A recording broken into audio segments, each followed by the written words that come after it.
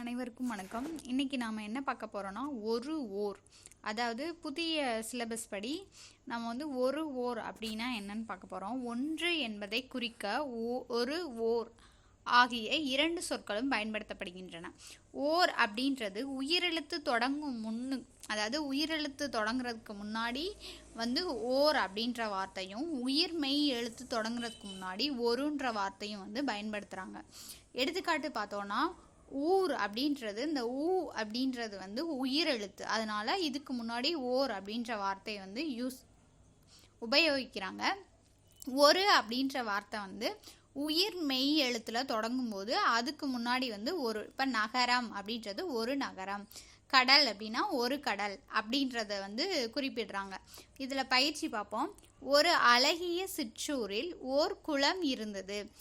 அப்போ இங்கே அழகிய அப்படின்றது உயிரெழுத்து. ஸோ உயிரெழுத்து வந்திருக்கனால இங்கே ஒருன்றது வரக்கூடாது. ஓர் அழகிய சிற்றூரில் ஒரு குளம் இருந்தது. இந்த குளம் அப்படின்றது உயிர்மெய் எழுத்து. அப்போ இங்கே வந்து ஒரு அப்படின்றது வரும். இங்கே பாருங்கள், ஒரு இரவும் ஓர் பகலும் சேர்ந்து ஒரு நாள்.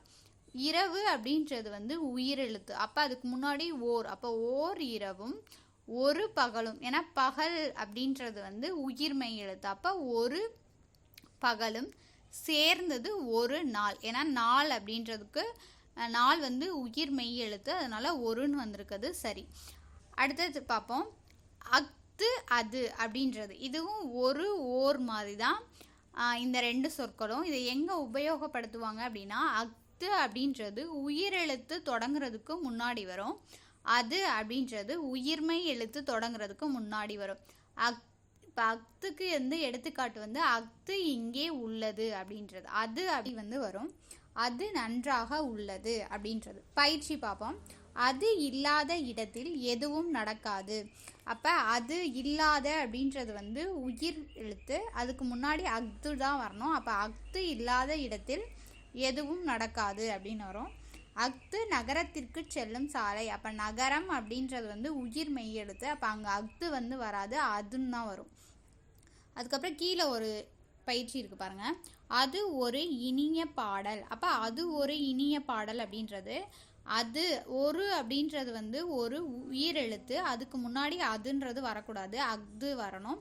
அஃது ஒரு இனிய பாடல்னு வருதுன்னு பார்க்கலாம்னா, இனிய அப்படின்றது ஒரு உயிர் எழுத்து. அப்போ இனியக்கு முன்னாடி ஒரு வரக்கூடாது, ஓர் வந்து வரணும். அப்போ அஃது ஓர் இனிய பாடல் அப்படின்றது தான் வந்து சரியானது.